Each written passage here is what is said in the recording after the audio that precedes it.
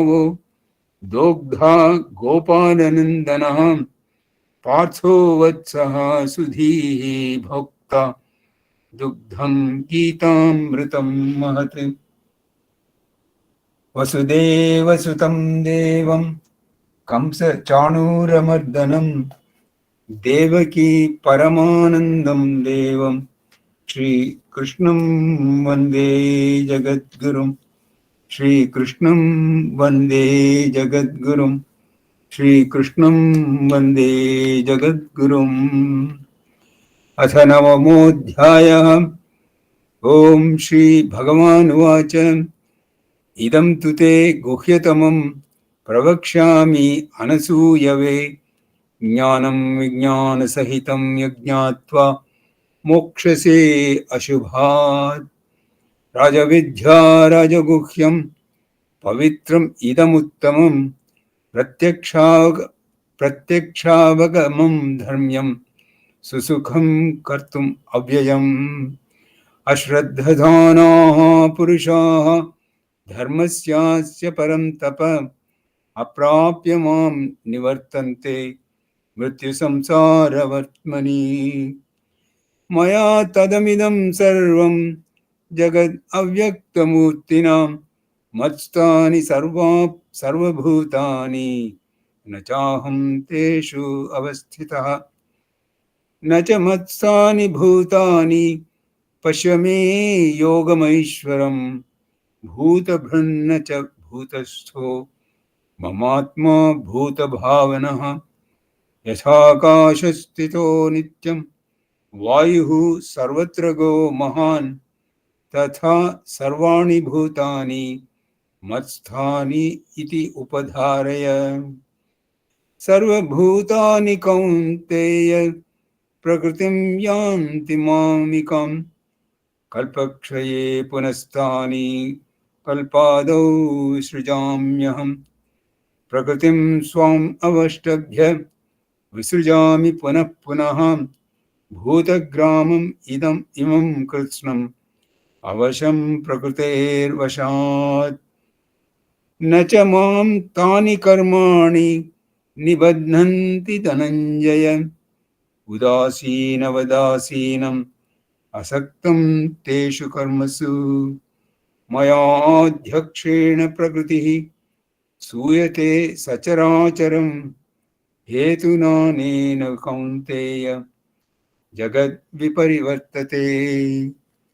अवजानन्ति मां मूढाः मानुषीं तनुमाश्रितं परं भावम् अजानन्तो मम भूतमहेश्वरम्। मोघाशो मोघकर्माणो मोघज्ञाना विचेतसः राक्षसीम् आसुरीं चैव प्रकृतिं मोहिनीं श्रिताः।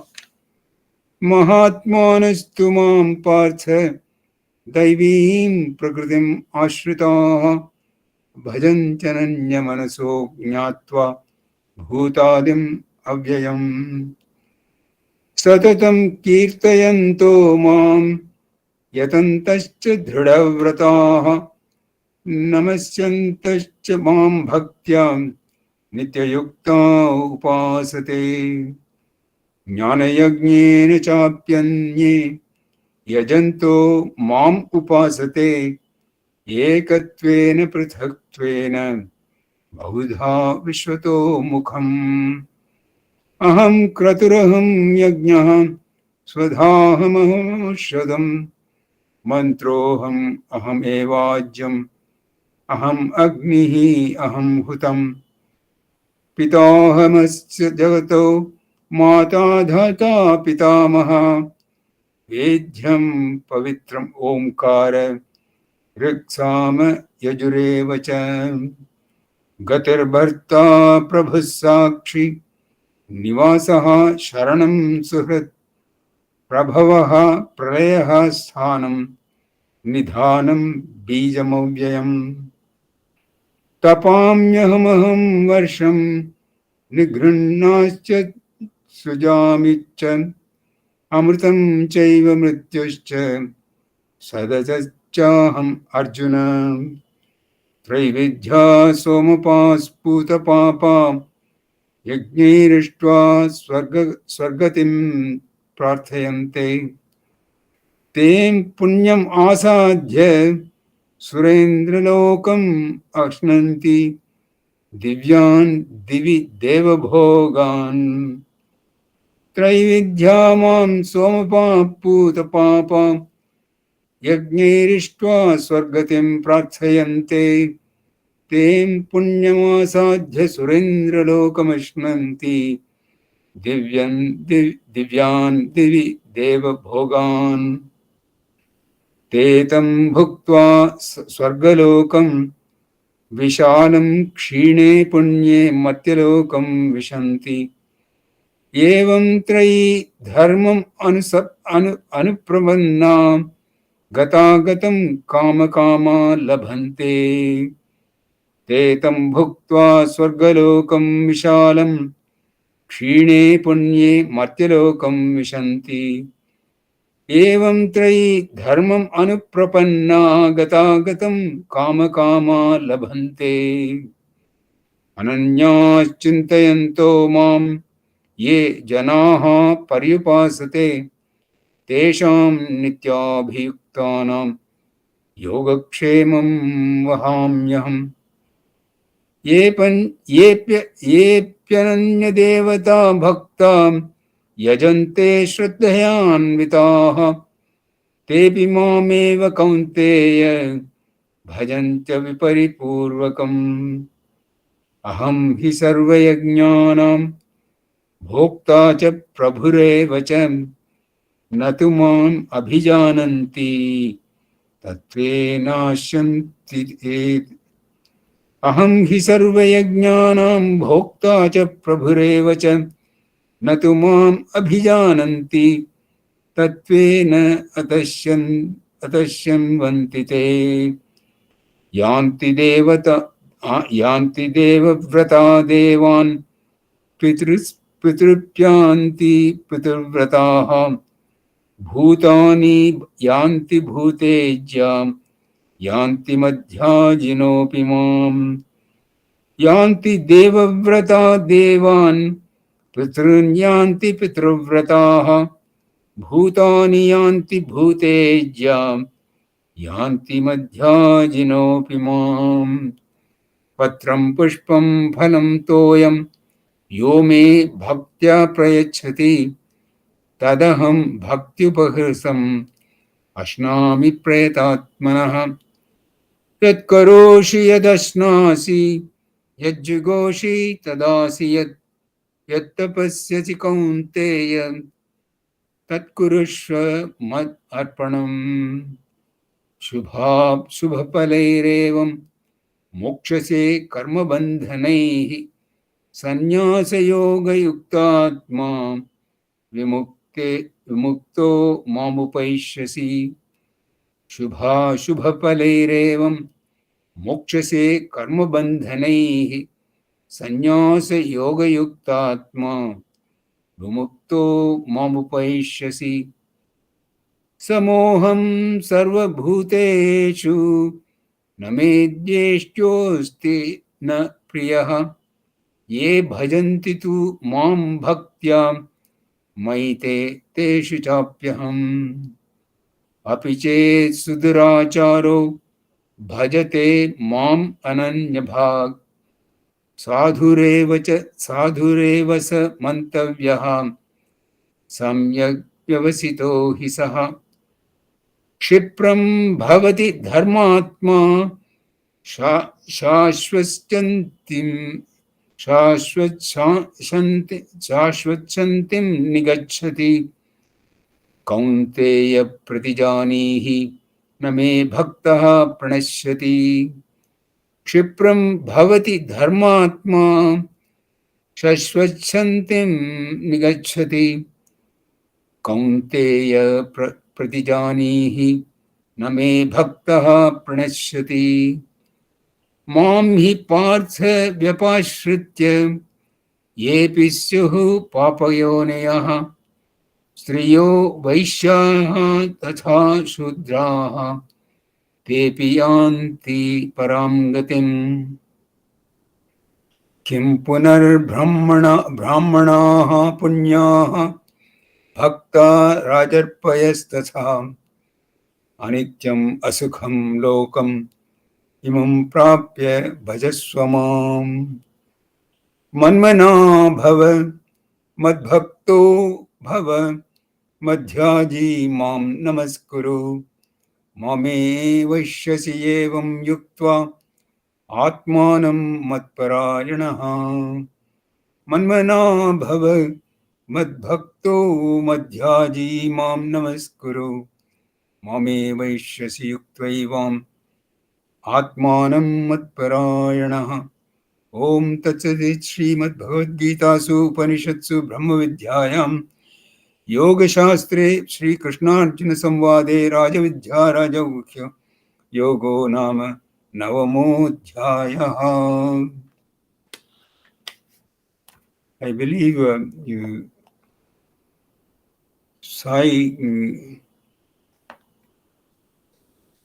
Sai Swarup will be dealing with a shloka from chapter 6. And that is a dhyana yoga, and there the verse is verse number 10. So chapter 6, verse 10.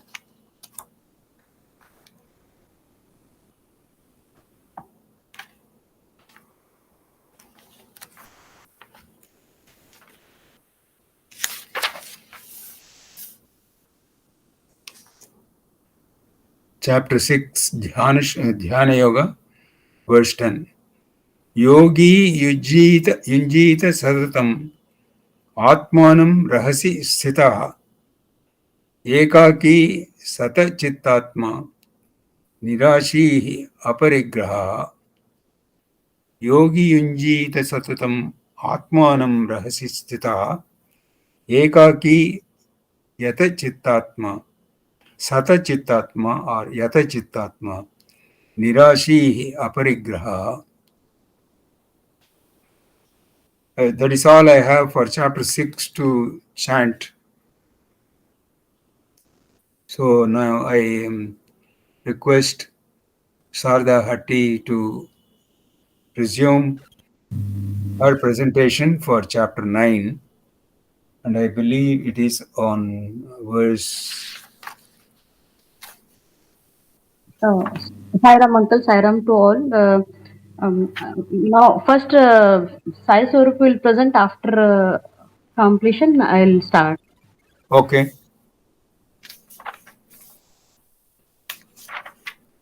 Sai Swarup, you can continue. Okay, Sairam everyone. Offering my most humble pranams in the lotus feet of our beloved Bhagwan. So today we are getting started with chapter 19, Sairam. This chapter is actually it's a very detailed chapter, but it is only divided into two parts. The first part is again the misinterpretations and the extrapolations that's being done on Bhagavad Gita in today's context. The second one is the Swami reiterates the verse, "I shall bear the burden of your welfare." The Yogakshevam, the same verse he repeats. So, as Uncle mentioned, we have chapter 6, verse 10 from Dhyana Yoga. The verse 10 also included here. So, we let's get into the first topic, Sairam, the misinterpretations of the Gita. So Swami says, people who are out to spread the Gita have multiplied nowadays, and as a consequence, a variety of interpretations, most of them far removed from the genuine one, have emanated, clouding the true significance of the genuine one. Interpretations follow the nature and the character of the exponent. So here Swami says that people who are actually really ready to spread the word of Gita have multiplied so much today that each of them there are multiple versions of the Gita available today. There is one version which emphasizes on idol worship. There is one version that emphasizes on Lord Krishna as the supreme entity, and the I mean, there is many version of Gita which have their own agendas and their own motives in order to twist and change the meaning and emphasize on one particular aspect and ignore another aspect, and then create their own extrapolations on and building on the Gita, so that we don't have an idea on which is the correct one and which is the wrong one. So that's what Swami says, that again, so what Swami says is, once one forms an opinion, one tries to buttress it with appropriate arguments and prove others wrong. The opinion is then repeated parrot-like on every occasion. No attempt is made to practice the Gita and make it part of one's actual life. Such people pretend to be the great Gita preachers and go about heavy with the burden of credentials and titles. They ruin themselves by this deception and undermine the trust placed on Gita. So here, Swami says that when someone forms an opinion about God, so that they try to validate their own opinion with, with the different verses from the Gita, and they try to portray those verses as the more important verses, and the other verses are not as important, or something like that. They try to make a whole story out of whatever they find that is right, and then they try to show that as the truth. And like in this way, they try to make the Gita available to the world, and they also try to show off themselves as, okay, I am this much learned in Gita. I have this kind of a proficiency in Gita, like something like what we have online courses today. Similar to that, I have this level of proficiency in Gita and all those kinds of things. Those are just they are pointless. And what Swami says is, such things are just it's pointless, and it's just deception. And whatever the public has a trust on the Gita, that is being undermined by such kind of people. And what Swami says is, each word of God is for translation into actual life, not for scattering into the ears of people to reap fame.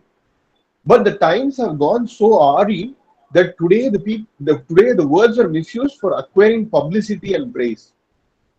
Those who listen to the expositions of these preachers are also neglecting to question the bona fides. They do not care to examine whether the people who extol the Gita to the skies have tasted the sweetness of its teachings. Words and deeds are far apart. The teachers exhort others, but those who are exhorted find that the teachers themselves do not follow the lesson.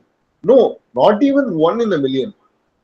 So here what Swami says is, actually the intended purpose of the Gita is for practice in real life. That is, if we take one particular verse, we are supposed to practice that verse, that so that we can gain the full the full experience of the Gita, the full sweetness of the Gita we can experience. But what Swami says, that today people are only using Gita for acquiring fame and for more fortune, those kind of things. And also it is also the mistake on the people who are listening as well. So when Swami says, there are people who try to portray the Gita in a particular way, and people who are trying to remember verses by rote and then just repeat it like a parrot. So we also do not try to question them, and we do not extol. We do not examine whether the people who extol the Gita are actually aware of what the Gita is actually saying by learning through experience. But again, that is also the fault on our part, the people who actually listen to Gita, the various ways in which Gita is being explained today. And then what Swami also says is, thought, word, and deed has to be in unity. But again, here words and deeds are far apart. Such people actually tell others to do things, but they themselves do not follow the teachings. So what Swami says is, there are a lot of people who don't actually understand the meaning of Gita, and they try to, say something from their mouth. And Swami also says, some people boast that they have the entire Gita on the tip of their tongue, that they can roll out on the spot any verse from the Gita that you want to hear, given only the chapter and the number, or they can quote chapter and number for any phrase or word you give. I am inclined to laugh when such scholarship is exhibited. Poor tongue, that it should carry so much on its tip without even without any of it being absorbed in actual life.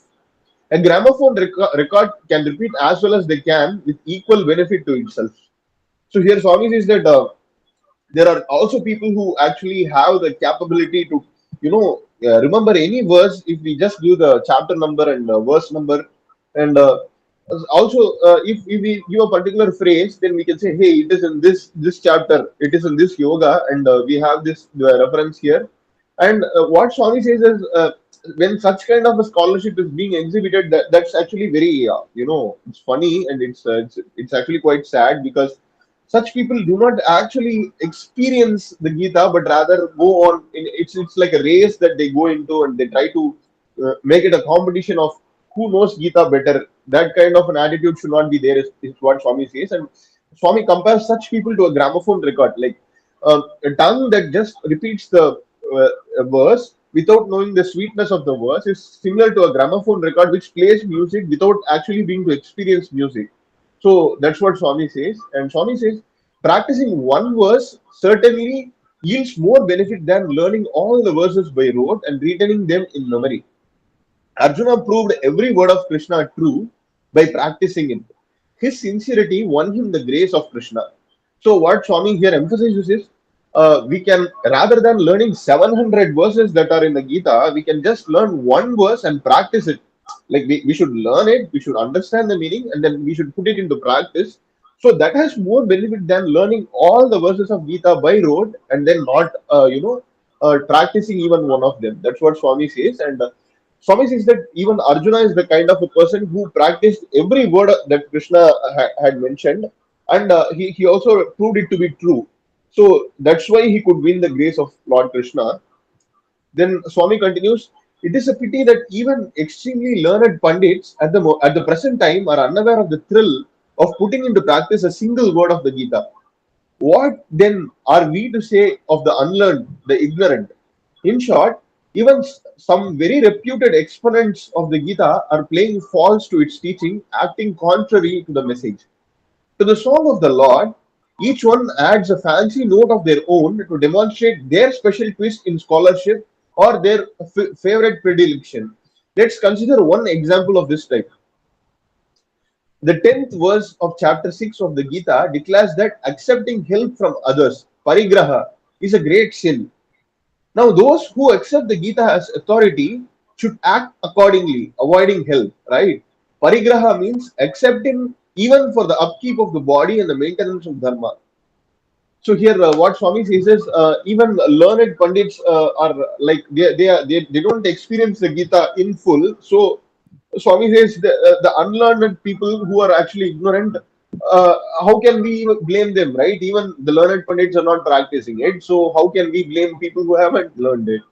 So then Swami says, there are people who act contrary to the message of the Gita even. For example, here Swami mentions about the parigraha concept that is mentioned in the 10th verse, as Uncle had mentioned. I'll repeat the verse once again, Saram. Yogi yunjita satatam atmanam rahasi sthitah ekaki yatachit atma nirashi raparigraha. So here what Swami says is, yogi is a yogi. Yunjita is a yogi should be constantly engaged in meditation. Yunjita is a meditation. Satatam is constantly, and Atmanam is self, and Rahasi is in seclusion or separately, like in a place that is alone. Sthitaha is remaining. Ekaki is alone, and again Ekaki is also alone. Rahasi is also in seclusion. So Swami repeats that. And then Yata Chit Atma is with a controlled mind and body. Nirashihi is without any desires. Aparigraha is not accepting any possessions or having no desires, that kind of a thing. So what Swami says is, people who actually the people who seek the state of yoga should reside in seclusion, constantly engaged in meditation with a controlled mind and body, getting rid of desires and possessions for enjoyment. So here Swami actually emphasizes that we should not accept help from others, or we should not have any desires. That is parigraha.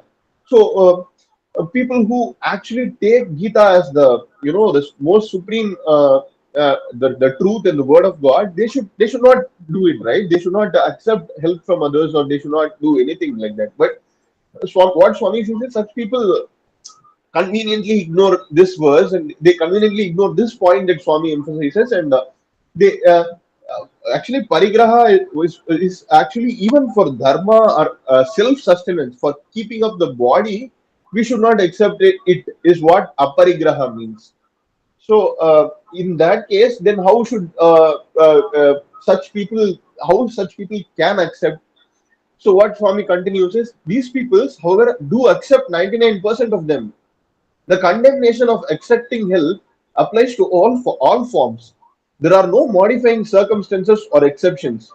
Yet collections and contributions are asked for parigraha sacrifices as an offering during waving of lights in a ritual worship, as expenses for the community of parigraha preachers, as gifts for the guru. So tickets are sold for the lectures just as for entertainment, like the drama and the cinema. People who do this have no faith in the words of Krishna.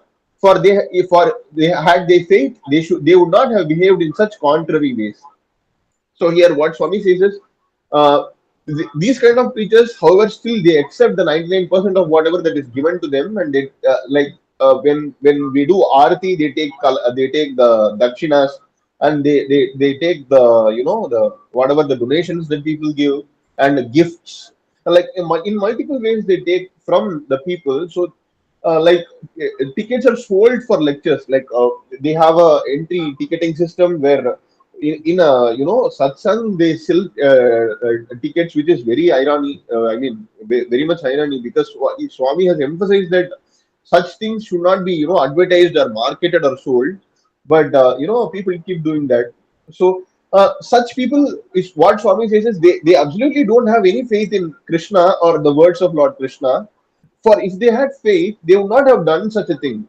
So they are acting contrary to the word of Krishna. So such kind of a thing should explicitly means that they have not realized what the Gita means and what the Gita has advised to us.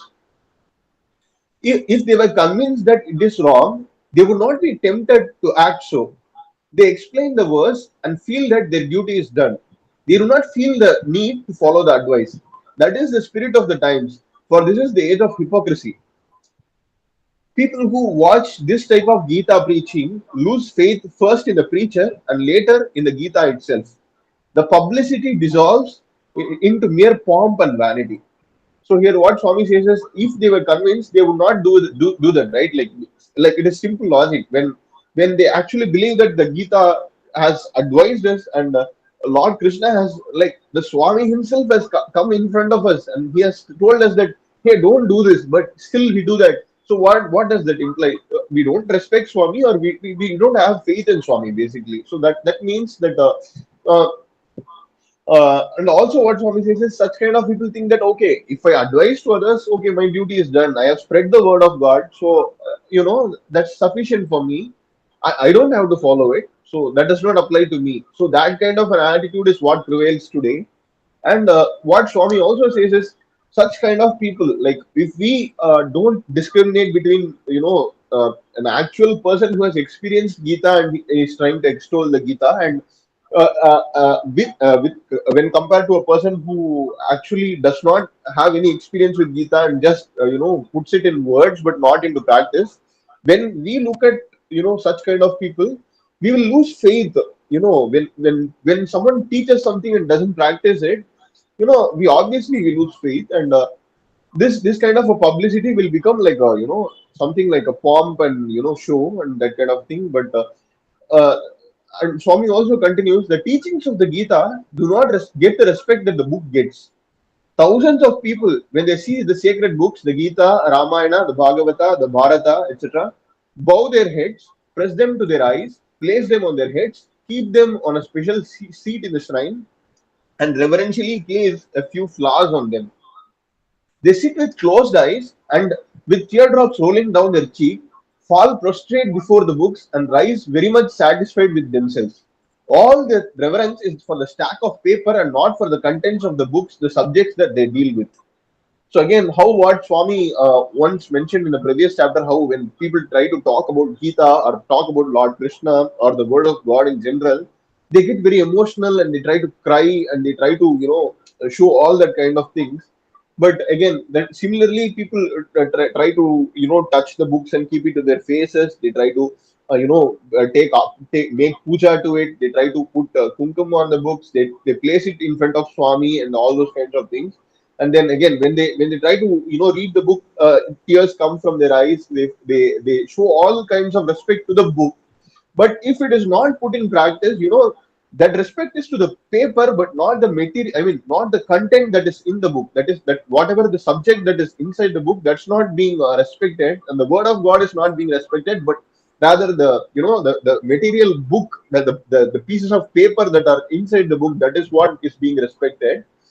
So what Swami says is the head must carry the weight of the paper, but the head must not carry the weight of the paper, but the message explained thereon. Attach value not to the book, but to the subject. Revere not the volume, but the matter expounded therein. Install it not on the altar, but in the heart. For it is only then that the authority of the Gita will be honored steadily at all times. The mind won't be cleansed of egotism or like evils by all this outward reverence, learning by rote, offering worship in shrine rooms, holding to the head, pressing on the eyes, etc. Let the message enter the heart, put it into practice, and taste the joy that comes from it. That's the way to honor the Gita. So here, what Swami says is such kind of showing outwardly reverence to the Gita has no it has no weight at all, and the head should carry something that's not not the book. It should carry the message inside the book, and Swami says basically take whatever that is within the Gita and not the try to show off that you know the Gita, and learning by rote or showing outward reverence and again offering worship. All these things are pointless. But if we practice, just let them. If we take the message to our heart and we try to practice it, and that when we experience that kind of bliss and joy, that is the real way to honor the Gita. With this, I think, okay. The tastiest dish can never quell your hunger if you place it on your head or press it to your eye or fall or prostrate before it. The Gita is on a par with it. The Gita is a tasty dish full of the sweet ingredients of devotion, wisdom, action, and detachment. Eat it and drink it. One mouthful is enough. The hungry does not need all the grain that is harvested. A handful of rice suffices. The thirsty one does not need to drink the Godavari entirely. I mean, the entire Godavari dry, but a glass of water is enough. So here, what Swami says is, even the tastiest dish, if we like some kind of a dish or some kind of a food, if we try to put it on our head, or if we try to pray in front of the food, and if we try to fall and take it to our eyes, that kind of actions do not give us the taste of the food, right? The Gita is also similar to that. But the way to experience the Gita as the tasty food is to experience it. Like we have to take it within ourselves and we have to put it into practice. So what Swami adds is even one mouthful is enough. So what Swami says is if someone is hungry, he does not have to plow the entire field and eat all the that is being harvested. And if someone is really thirsty, they don't have to drink an entire river. Just whatever is required for their own satiation, that is enough. Then Swami also continues, he who has hunger for God need not consume the entire Gita. It can be quenched by practicing even one verse. A box of matches has many sticks, but if you want to light a fire, you need to strike only one. You can nurture the little flame into a huge fire with care and diligence. The entire stock of sticks will not be struck. So, what Swami says is there are 700 sticks in the Gita. Each one is a stick from which you can light the flame of wisdom or jnana. Strike one on the stone of experience, that is enough. So here Swami says, people who has hunger for God need not take the entire Gita into them, but it can be quenched by practicing just once. So Swami compares this to the matchbox example. If you take one matchbox and if we try, I mean, one match from the matchbox and if we light it, we can get the same fire that if we try to strike each and every stick, the same thing we get. So what Swami says is there are 700 sticks in this matchbox called Gita. And if we try to light it with the with which we can light the flame of wisdom or jnana. So if we strike it on the stone of experience, that is, if we learn through experience, that is the way to ignite the wisdom within us. So with this, I think we can conclude for today's Saira. Next week we'll continue on how we have to experience, and how Swami goes into detail about how he takes care of all our needs, and yoga kshema. That is the repetition of what Swami already mentioned in chapter 18. Swami emphasizes that once again here. So Sairam to all. I think I'll hand it over to Auntie Sairam. Sairam, Sairam to all.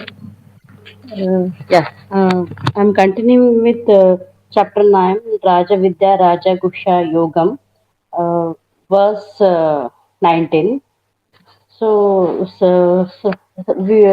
It is a summarization of whatever it is told in 17 and 18. He summarizes in 19 whatever it is told in 17, 19 verse. Just read the verse. Tapamyaham varsham nigruhnya mrut. Can you read? Okay, can you recite, Uncle, the 19th verse? Nigrunya matsrujami cha amrutam chaiva mrutyuscha sada satchaha marjuna. So I'll read at the end again. So word by word meaning, if you look at it, tapa means he gives the heat, word by word. Aham means I. Varsham means rain. Nigrunami means he withhold. Nigrunami means he withhold. Utsrujami means he sent forth. Utsrujami means he sent forth. He hold the rain and he only release it. Then again, cha means and. Amrutam means immortality. Eva means he is also mrityu. He is also mrityu means death. Sat means the existence. Asat means non-existence. Cha means and. Aham means Arjuna. So what I'll read again. Tapamyaham varsham nigrunha masrujami cha amrutam chaiva mrutyuscha sada satchaha marjuna. So I can help you read that. Yes, Circle. It is a little bit complicated. Okay. Tapamyaham aham varsham nigrunnami utsrujami cha amritam cha eva mrityuhu cha sadasach aham Arjuna. Okay. Tapamyaham varsham nigrunnami utsrujami cha amritam chaiva mrityuscha sadasach cha aham Arjuna. Thank you. Okay. Yes, Saira. Yeah, so Nigrunami means he withhold the rain, and Utsujami means he release.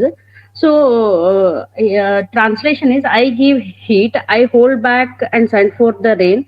I am immortality as well as death. Oh Arjuna, I am being as well as non-being. Again, if we put it in some other sentence, I radiate heat as the sun, I withhold as well as send forth rain, I am immortality as well as death personified. O Arjuna, I am the spirit as well as matter. So he's yeah, as I told, it is 17th, 18th, 17th and 18th. He summarizes whatever we have seen in 17th and 18th. I'll just open the 17th shloka. If we read it, we'll get the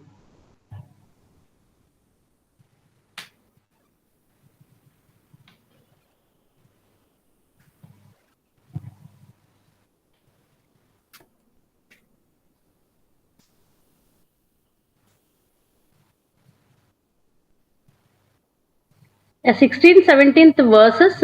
He summarizes his. The 16th verse is what he has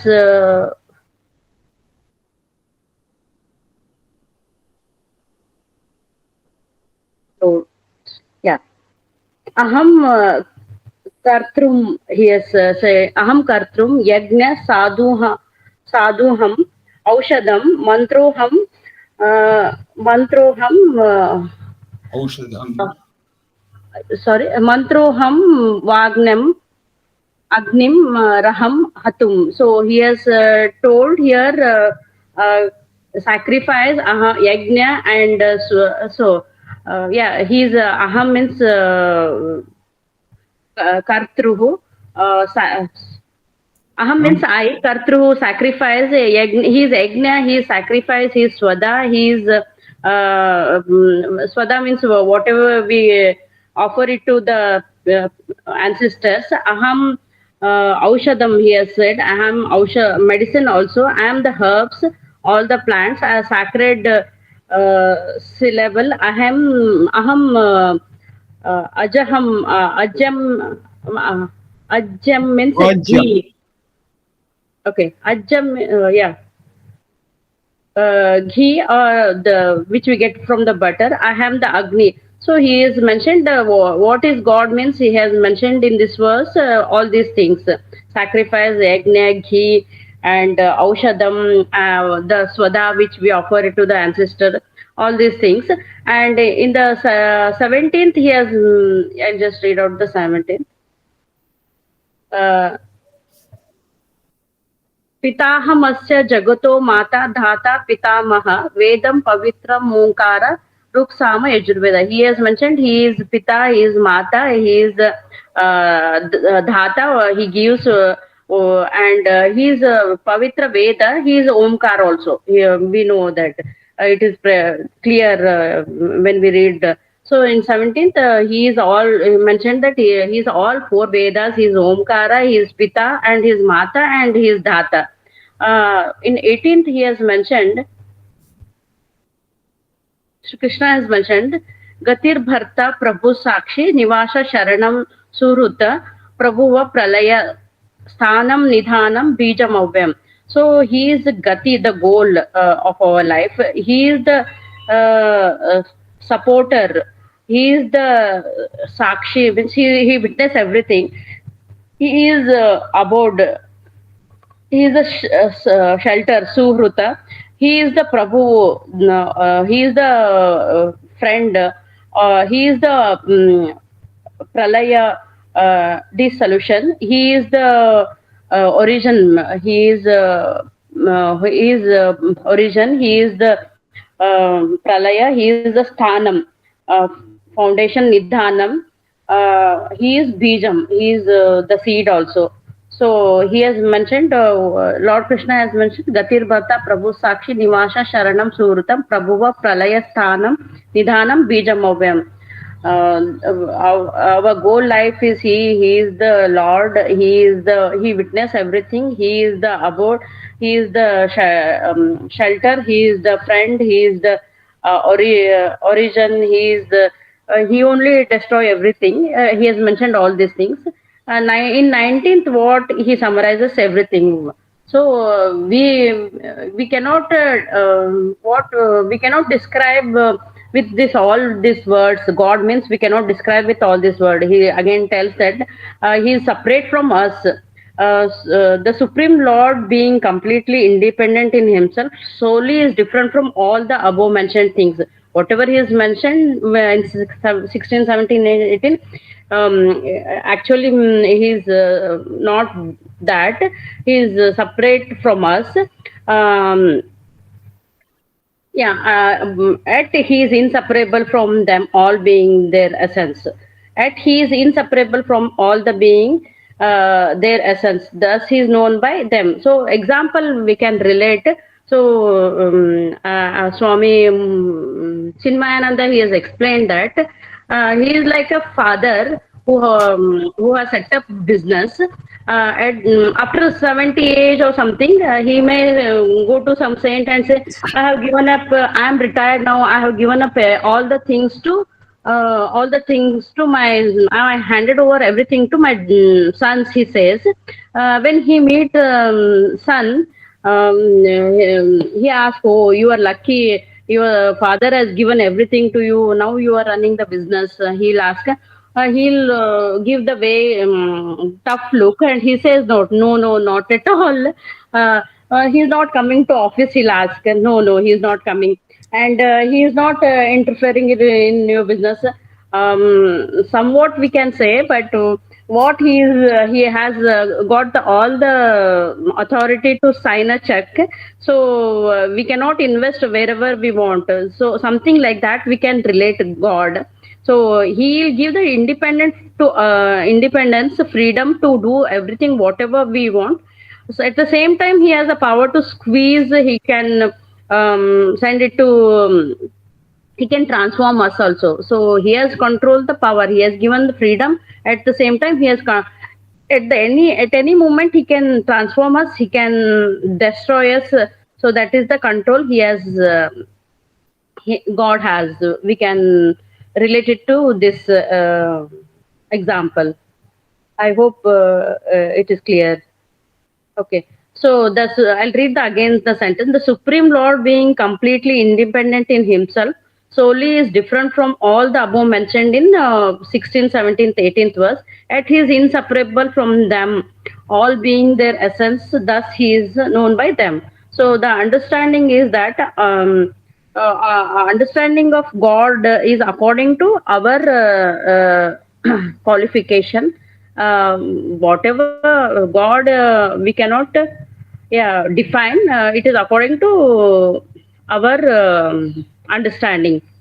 So some understand God as Veda, some understand God as nature. It depends on us only. So Lord Krishna is saying that Lord Krishna is, as the internal witness of all living entities, and worship him as a supreme absolute truth. So we can, some people may worship him as avatar, Lord Sri Krishna, or Satyasai Bhagwan. So it all depends on the devotees only. We cannot give any definition. That's what is it is explained in verse 18th. Yeah. Next is according to that was Madhvacharya's explanation. Whatever is explained in 16th, 17th verse is not that, but is inseparable from us. That's why we have defined like that. He has mentioned Madhvacharya's interpretation is like that. But if we look at Swami Mukundananda, he says, according to Puranas, when God first created the universe, he manifested the Brahma. And he has given all knowledge and authority to create further. I mean, Brahma was given task of creating the material and the life forms in the universe. So from the subtle material energy. So according to Puranas, so first when the universe was created, he first created the Brahma, and he given the authority for the creation and look after the creation work. Then the God revealed the knowledge unto him, which is called as Chatushloka Bhagavata. Chatushloki Bhagavata. The God revealed the knowledge unto him, which is called as Shloka Bhagavata. The 4-versed Bhagavatam. So at the end, you can tell about Chatushloki Bhagavata, Mani uncle, if you know about more about this. And again, on the basis of which Brahma proceeded to create the world, its first verse states very emphatically the aham me vasam me vagre nanya नान्यदैत्य दसत् परम पश्चादहम यदेच्छ यो Veshyeti Soham. This is Bhagavata 2. 9.32. So what he has given when he first created the universe, he created the Brahma. He has given the knowledge to create the to look after the creation, and what he has handed over through by giving this knowledge, that Chatushloka he has explained. The Lord has explained Chatushloka. Uh, yeah, on the basis of that, Brahma proceeded to create the world. So yeah, again Shri Krishna tells Brahma, I am that. And that is, prior to the creation, I alone existed. Now the creation has come about. Whatever is the form of unmanifested world is my very self. After dissolution, I alone will exist. There is nothing from me. There is nothing apart from me. So whatever I read, this Bhagavatam 2.9.32, meaning is Shri Krishna tells Brahma that yeah, I am that is. Shri Krishna is telling, I am that is. Prior to the creation, I alone existed. Now that the creation has come about, whatever is in the form of the manifested world is is my very self. After dissolution, I alone exist. So there is nothing apart from me. So Brahma has told, sorry, Lord Krishna has told to Brahma this one. So I'll read that again. The yeah, ahame vasame vagre nanya दसत् परम पश्चादहं यदे यदे तच्च यो वशिष्यते सोहम sosyaham. So he is saying that I think the chapter 9 was started with that this one only. He alone existed. He created everything. He created Prakriti. He created Brahma, Vishnu, Maheshwara, everything. I think we have in in Vedas also. Vedas also we learn that everything is Purusha only. In each Veda we learn that I am the Brahma, I am the Vishnu, I am the Maheshwar, I am the nature, and I am everything. So same it is mentioned in here. If we take Narayana Upanishad or Purusha Sukta, I am the Brahma. I am the Brahma, I am the Vishnu, I am the Shiva. If you go to the Shiva Upasana mantra, so Shiva is everything. So the meaning is that he is everything. Nothing is separate from him. We should understand that nothing is separate from him. That is what he explained to Brahma. The about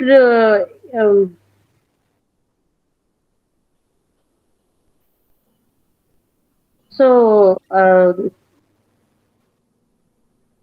one minute.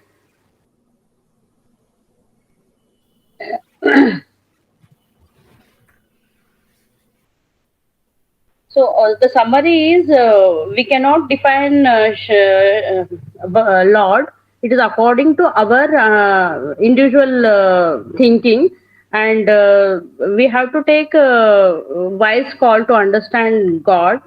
That is what the meaning of this verse.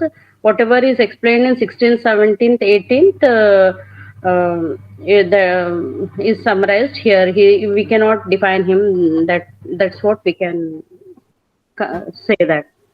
Do you know more about this thing, Uncle? That Shloki Bhagavata and this Ahame Vasume Vagre. See, I am really searching for the reference from Bhagavatam. So I'm Maybe still we can ask to explain. Who? Yeah, maybe we can give it to Sai TGK Swarup? uncle. TGK uncle. I don't know. If we meet him today after our yajnam, we can ask him. Yeah, But the Chatushloka he has given. Lord Shri Krishna gave Chatushloka to Brahma, and this Bhagavata 2.9.32. I mean, with this knowledge, he could do his Brahma could do his creation and other things. I see. I thank you for that reference from Bhagavatam. And I am trying to get that reference. And uh,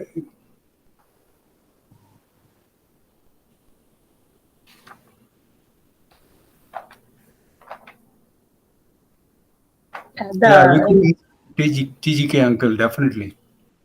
It's a good question. any question?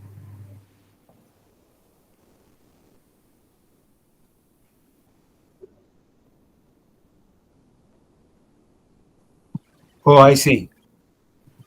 Yeah, I thank you for correcting me.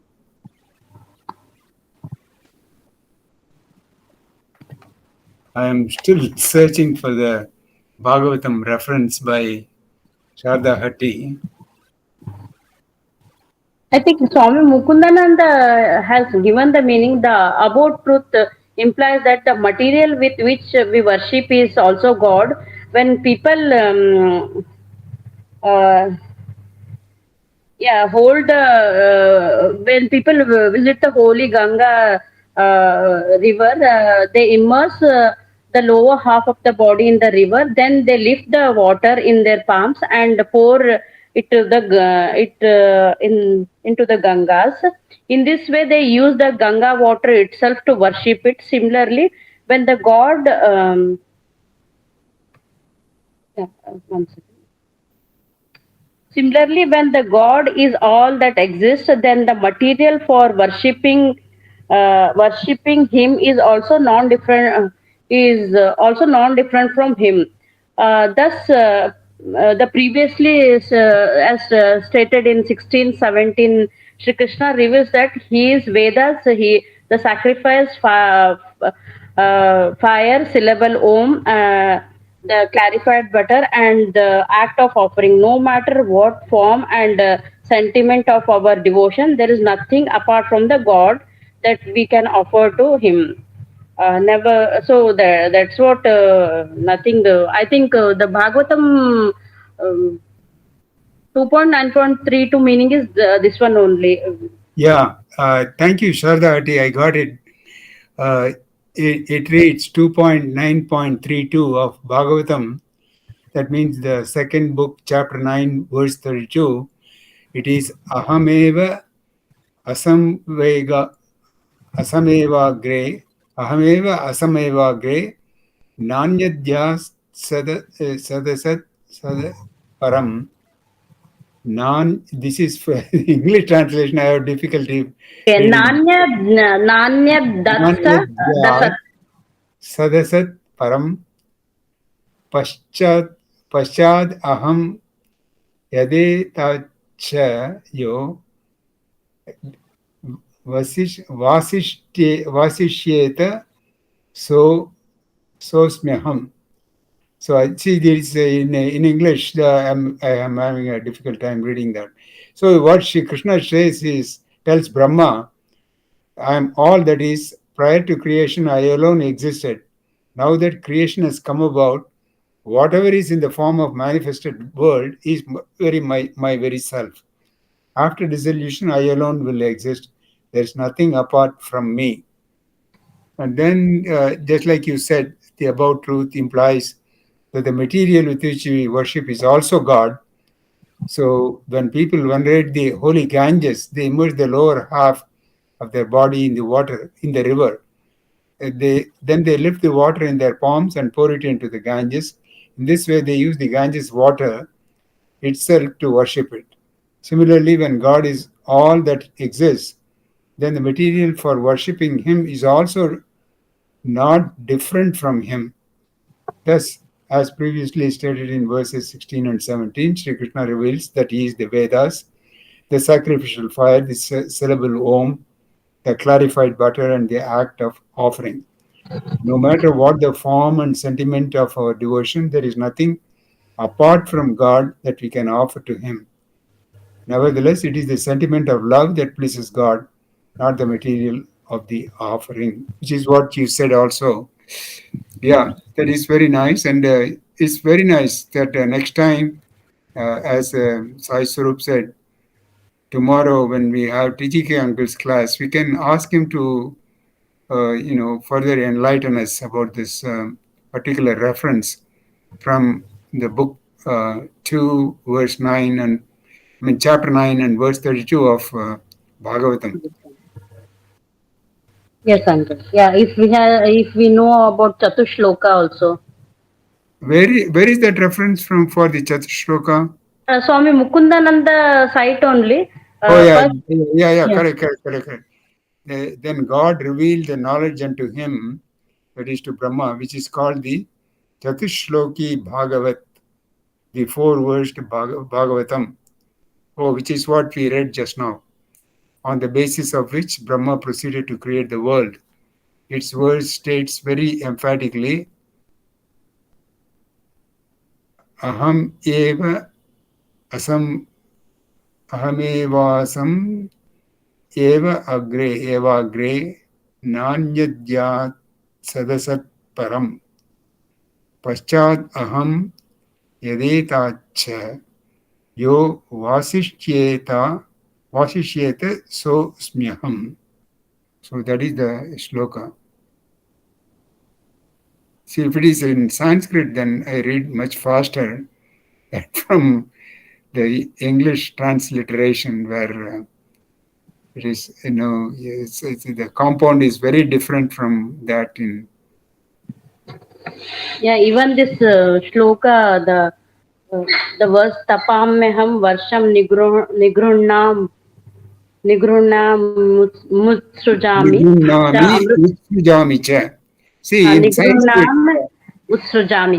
Nigrunnami utsujami cha. Utsrujami. We should split. Nigrunnami plus utsujami is Nigrunyam utsujami cha.